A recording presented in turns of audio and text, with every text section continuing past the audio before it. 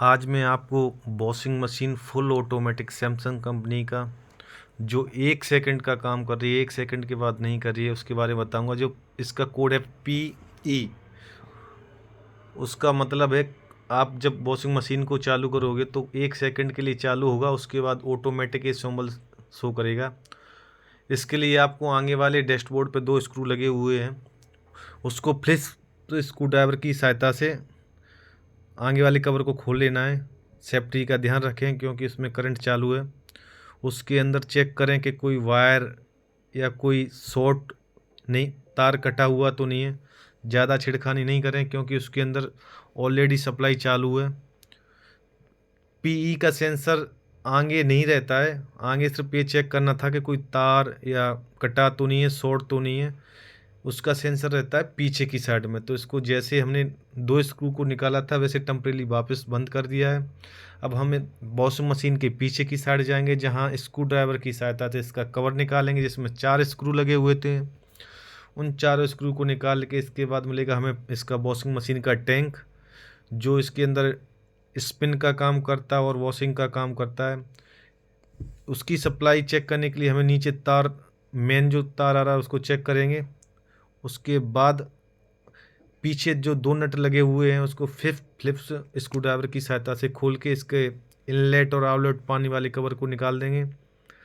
हमें PE sensor check करने के लिए एक पाइप रहता है रबड़ का, जिसमें पानी और टैंक के साथ असेंबल किया हुआ होता है। उस पाइप को हम नीचे से डिसेंबल कर देंगे वॉशिंग मशीन से, और ऊपर जो सेंसर लगा हुआ है उसको खोलेंगे। उसको खोलने के बाद हम नेक्स्ट उस सेंसर को निकालेंगे और चेक करेंगे कि क्या बोलते हैं उसी की वजह से हो रहा है या दूसरी प्रॉब्लम है। तो मेरे पास दूसरा एक सेंसर रखा हुआ था इसका, सैमसंग कंपनी का। तो मैंने ये सेंसर निकाला, पाइप सेंसर में पानी कैच करने के लिए था तो पाइप को निकाल दिया था। पुराना पाइप ही मैंने लगा दिया था क्योंकि वो ओरिजिनल था, कंपनी के साथ आया था। इसीलिए मैंने उस पाइप को चेंज नहीं किया था, पुराना वाला पाइप डाल दिया था क्योंकि वो सॉलिड रहता है। आगे मैंने उस पाइप को कहीं और यूज कर लूँगा जहाँ टूटा फटा हो, ये फ्लेक्सिबल ज़्यादा रहता है ओरिजिनल वाला पाइप। उस पाइप को मैंने वापस जो वॉशिंग मशीन का टैंक था उसके साथ कनेक्ट किया, क्योंकि जो टैंक का पानी रहता है वो सेंस करता है कि वॉशिंग मशीन के अंदर पानी है या नहीं है। अगर हमारी वॉशिंग मशीन के अंदर पानी नहीं होगा तो ये वॉशिंग मशीन सेंस करके ऑपरेट नहीं होगी। ये जो पाइप लगाया था उसको देखेंगे, पुराने वाले पाइप को कहीं ब्लॉक तो नहीं है। अगर उसके अंदर गंदगी या कुछ रहेगा तो हमारा जो सेंसर है तब भी काम नहीं करेगा। तो सबसे पहले हमें उस पाइप को चेक करना है कि वो उसके अंदर कुछ कचरा या कोई ब्लॉक तो नहीं है। दूसरा हम सेंसर को चेंज करेंगे, तो सेंसर मैंने चेंज कर दिया है।